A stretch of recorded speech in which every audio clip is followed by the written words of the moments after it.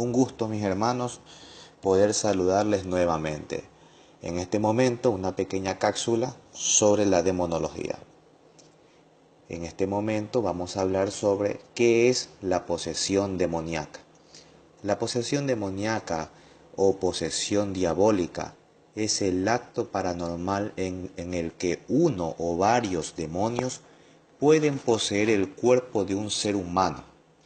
En este evento, el demonio puede realizar ciertas funciones como mover el cuerpo del poseso o hablar por medio de él para poder manifestarse.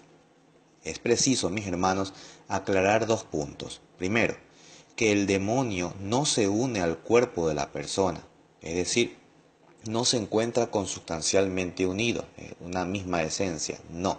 El demonio posee su cuerpo, ejerce influencia y dominio en sus actividades, pero no puede ejercer una totalidad de influencia sobre la voluntad del ser humano. Decía el teólogo Tanqueray en su tratado de Teología Ascética y Mística de Buenos Aires, decía: la presencia del demonio en el cuerpo del poseso y el imperio que ejerce sobre el cuerpo y, por medio de éste, en el alma, no está el demonio unido con el cuerpo como unida con el cuerpo está el alma. Con respecto al alma, no es sino un motor externo, y si obra en ella es por medio del cuerpo en el que habita.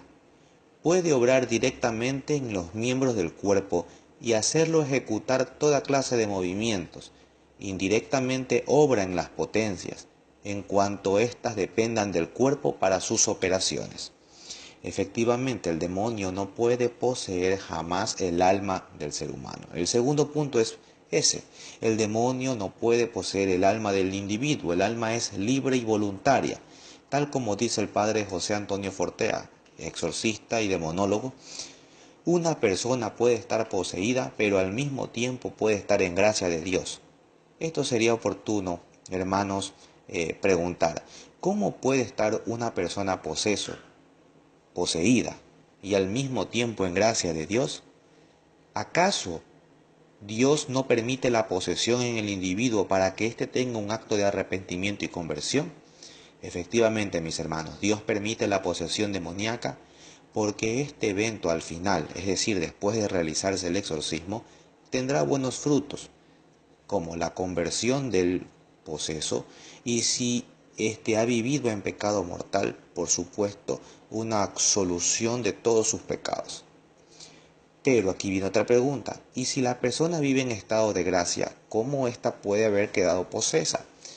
¿O cuál es el objetivo en este caso que Dios tiene para esta persona si está en estado de gracia? Bueno, en este momento el poseso se convierte en un medio o instrumento para que algún familiar, amigo o comunidad entren en razón y comprendan el mal camino que llevan, el pecado en el que están viviendo. Es decir, para que exista nuevamente un cambio de conversión y arrepentimiento total. A Dios le interesa la salvación de nuestras almas. A Dios lo que le interesa es que nosotros alcancemos la gloria eterna en el reino celestial y que nos alejemos de las acechanzas del diablo. Hermanos, la posesión demoníaca no es un evento aislado en toda la historia del cristianismo, no. Ni surgió como mito o como leyenda como nos quiere enseñar este mundo relativista. El demonio es un ser real y su manifestación la podemos encontrar en toda la economía de la Sagrada Escritura. Claro está que con matices diferentes, tanto para el Antiguo como el Nuevo Testamento. Pero al final el demonio se manifiesta como un ser real, un ser personal, instigador, adversario, acusador. Ese es Satanás, ¿sí?, que quiere apartar al ser humano de Dios.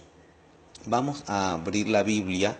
Si ustedes la tienen en sus manos, me pueden seguir en Mateo capítulo 4, versículo 24, donde dice lo siguiente: le traían a todos los que se encontraban mal, con enfermedades y dolencias diversas, endemoniados, lunáticos y paralíticos. Él los curaba a todos.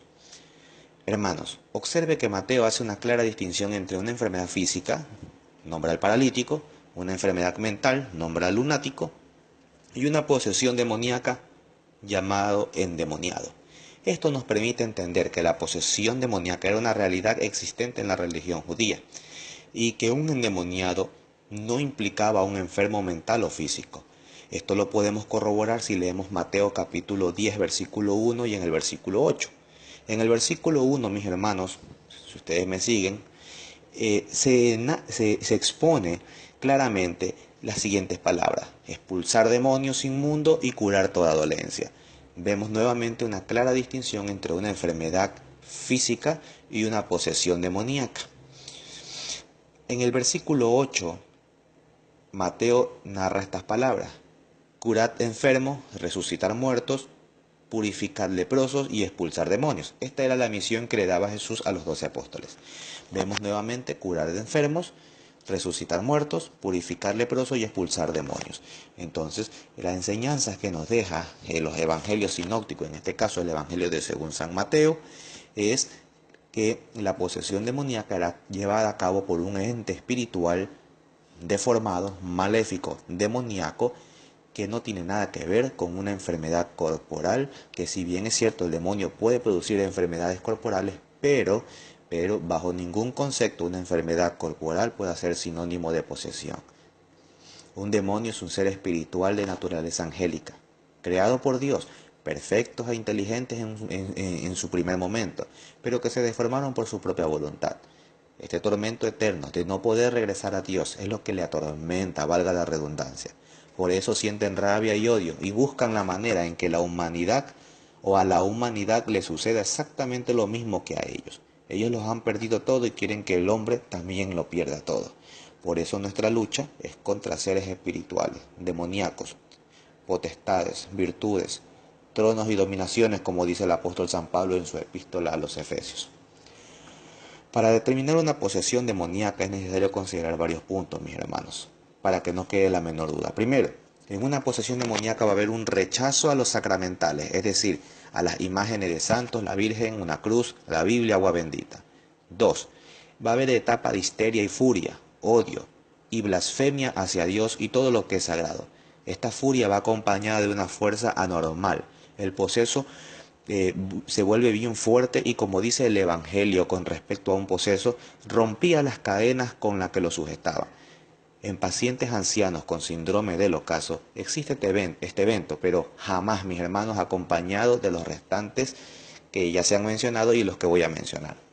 Por ejemplo, en los momentos de furia o trance, el poseso pierde la conciencia, lo que no sucede con un enfermo mental.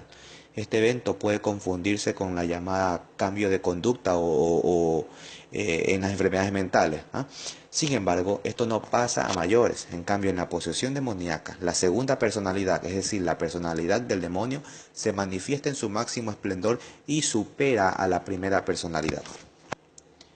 Cuarto, entre los signos semiológicos más importantes tenemos pupilas dilatadas, crispación de los dedos de las manos, articulación de la voz que cambia radicalmente, la córnea visual queda visible en su totalidad y los músculos de la facie se contraen de tal manera que la fisionomía de la cara refleja una actitud maligna. Quinto, una vez que el trance ha pasado, la persona vuelve a su vida normal, lo que no sucede en un enfermo mental, pues es una patología perenne. Y por último, sexto, entre los eventos extraordinarios pueden hablar o entender idiomas totalmente desconocidos, así como pueden desarrollar solo en el trance eventos de clarividencia, pero es imperfecta, totalmente limitada, solo hasta cuando Dios se lo permita. Todo esto Dios lo permite, mis hermanos, para que el ser humano crea en el mundo espiritual y deje su escepticismo. Esa es la mayor estrategia del diablo, hacer creer al hombre que él no existe, y cuando mucho es una personificación del mal. Esto es mentira, el demonio es el padre de la mentira. Mis hermanos, Víctor Gamboa les saluda, les invito a que visiten mi canal de YouTube donde se tratan estas pequeñas cápsulas de demonología católica para la gloria de Cristo Jesús y poder combatir con las mejores armas espirituales al demonio. Bendiciones.